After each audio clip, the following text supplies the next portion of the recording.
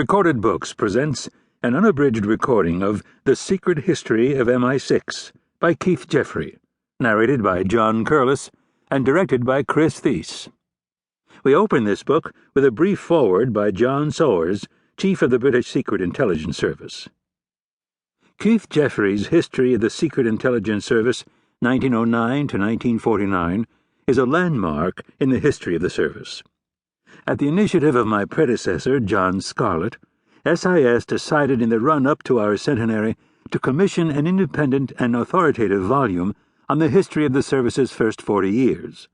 The aim was to increase public understanding of SIS by explaining our origin and role in a rigorous history which would be accessible to the widest possible audience but would not damage national security. This is the first time we have given an academic from outside the service such access to our archives. The Foreign Secretary of the day approved our plans. Why focus on 1909 to 1949?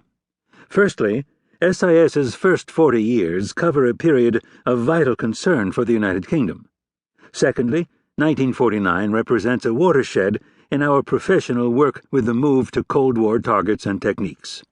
Thirdly, and most importantly, full details of our history after 1949 are still too sensitive to place in the public domain.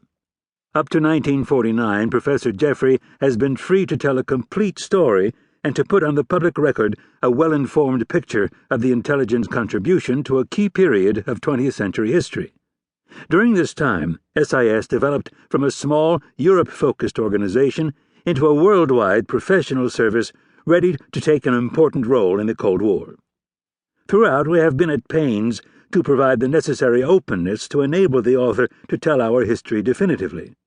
We take very seriously our obligations to protect our agents, our staff, and all who assist us.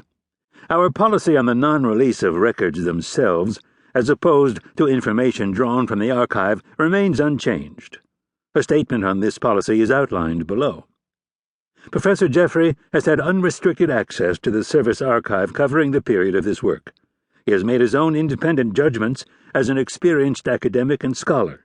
In so doing, he has given a detailed account of the challenges, successes, and failures faced by the service and its leadership in our first 40 years. Above all, Professor Jeffery's history gives a view of the men and women who, through hard work, dedicated service, character, and courage, helped to establish and shape the service in its difficult and demanding early days. I see these qualities displayed every day in the current service as SIS staff continue to face danger in far-flung places to protect the United Kingdom and promote the national interest. I know my predecessors would be as proud as I am of the men and women of the service today. I am grateful to Keith Jeffery for accepting the appointment to write our history, and to Queen's University Belfast for releasing him for this task. It is a fascinating read. I commend it to you.